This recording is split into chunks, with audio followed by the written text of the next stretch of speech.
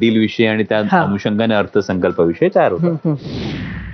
येणाऱ्या काळात देशाच्या संसदेत अजून प्रखर विरोधी पक्ष असावा यासाठी म्हणून जी इंडिया आघाडी झाली होती ती फक्त निवडणुकांपुरतीच त्याची वेगवेगळी समीकरणं दिसणार आहे की जनतेच्या मुद्द्यांसाठी सुद्धा कधी बैठका होतात?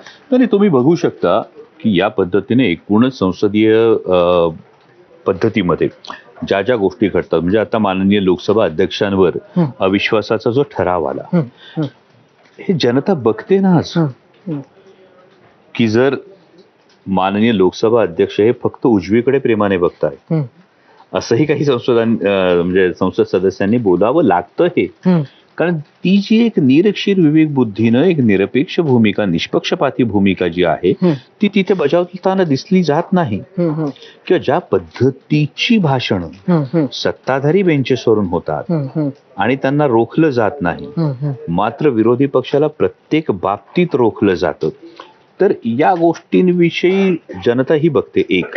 आणि दुसरी गोष्ट जी तुम्ही म्हणता की विरोधी पक्ष ही धारदार भूमिका संसदेच्या फ्लोअरवर मांडतो का? 100% मांडतो. म्हणजे मी तुम्हाला आता अर्थसंकल्पावरची भाषण सांगितली. म्हणजे धारदार म्हणजे तो जो एक पंतप्रधानांवर हल्ला करणार होते, हे किती मला तुम्ही सांगा आतापर्यंत कधी झाला हो? मी हाच नॅरेटिव्ह जो म्हणतो की आतापर्यंत देशाच्या संसदेमध्ये महिला खासदारांनी हा हल्ला करतील महिला खासदार, आपण कुठल्या नॅरेटिव्हवर विश्वास ठेवतोय आणि आपण कुठला प्रोपगंडा पसरवतोय? दुर्दैवानं उलट असं होतं की या महिला खासदारांनी कौतुक केलं असतं माननीय मोदींचं जर त्यांनी उत्तरं दिली असती. आता मी तुम्हाला परत महाराष्ट्रात आणते आणि अजून एक प्रश्न जो आम्ही एबीपी माझा म्हणून 1-2 दिवस आधी उचलला होता आणि त्याचं उत्तर आम्हाला सापडलं नाही, म्हणून ते परत तुम्हाला विचारते की तुम्ही खरं तर पुढाकार घेतला होता. काही मंडळी जी तुमच्या पक्षाची आहेत ती घड्याळाच्या चिन्हावर आत्ता झालेल्या निवडणुका लढली, आता त्यांचं काय होणार आहे?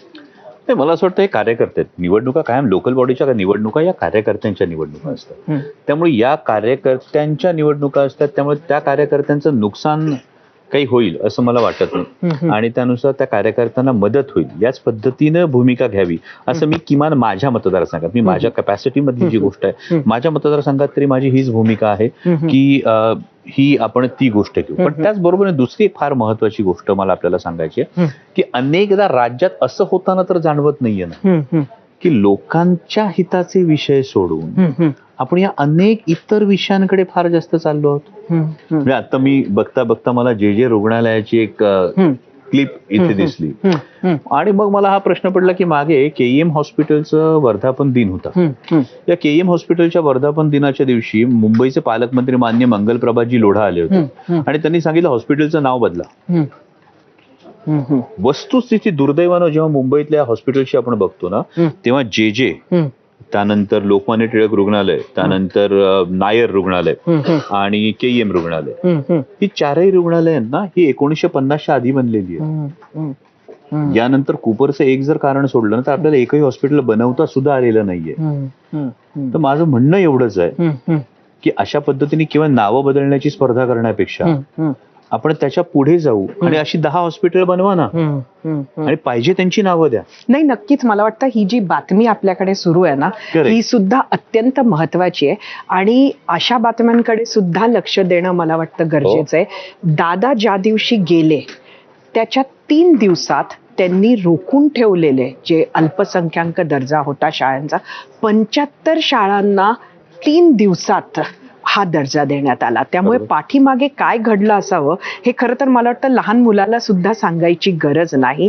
असे विषय नक्कीच आहेत आणि त्याची उत्तरं हवी तशी मिळत नाही, त्याचा पाठपुरावा सुद्धा हवा तसा कोण करतं हा. मनापासून आभार मानेन की या पद्धतीचे प्रश्न विचारले तरी जात आहेत. म्हणजे जसं मी आज म्हणतो की मुंबईमधल्या किती रिक्रिएशनल ग्राउंड्सला हे परस्पर बिल्डर्सना विकून तिथे बिल्डिंग्स उभ्या राहिल्या, उभ्या राहणाऱ्या बिल्डिंग्स, बनवले जाणारे फ्लॅट्स, त्याला आवश्यक असणाऱ्या सोयी सुविधा, त्याला आवश्यक असणारे रस्ते हे मिळतात का?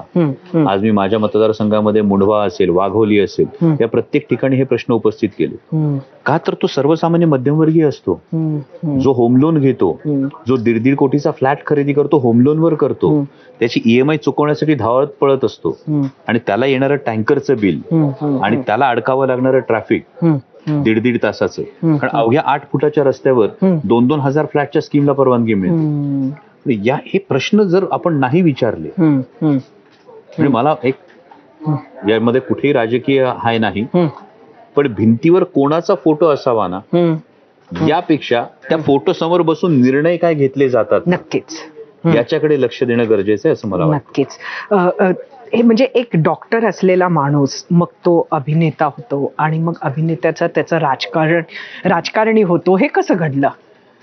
हे आता बऱ्यापैकी पब्लिक डोमेन मध्ये या गोष्टी ठाऊक आहेत. आणि मला असं वाटतं लॉर्ड मेकॉलेनी जेव्हा शिक्षण पद्धती आणली तेव्हा प्रॉब्लेम असा केला की त्यांनी फक्त व्यक्तिमत्वाचा विकास आणि आत्म्याची उन्नती हे भारतीय संस्कृतीमध्ये शिक्षणाचं जे उद्दिष्ट आहे ना हे विसरायला लावलं आपल्याला. आणि शिक्षण म्हणजे फक्त रोजीरोटीचं साधन एवढीच एक गोष्ट समोर ठेवली. आणि सुदैवानं डॉक्टरकीचं शिक्षण असल्यामुळे प्रॉब्लेमला असेस करताना म्हणजे आमचं inspection, palpation, auscultation, differential diagnosis to diagnosis, ती विचाराची पद्धत आहे, ती जमली. आणि मग आयुष्य जसं जसं नेत गेलं, एका सर्वसामान्य मध्यमवर्गीय शेतकरी कुटुंबातला पोरगा असल्यामुळं सर्वसामान्य मध्यमवर्गीय शेतकरी कुटुंबातल्या पोराला चॉईसेस ठरवता येतात, पण त्याला व्हावं मात्र पाण्यासारखं लागतं. दगड आलं की वळावं लागतं, अडून राहता येत नाही. आणि त्यामुळे गोष्टी घडत गेल्या. सुदैवानं माझं कायम असं म्हणणं आहे की जे आपण म्हणतो गॉड वॉज काइंड, त्या पद्धतीनं जे करत गेलो त्याला कलाकार म्हणून मायबाप प्रेक्षकांनी, समाजकारणी, राजकारणात काम करत असताना मायबाप मतदारांनी प्रत्येक वेळी पाठिंबा दिला, त्यामुळे चालू. मी तुम्हाला म्हणजे शेवटी काही नावं सांगते, त्या नावांशी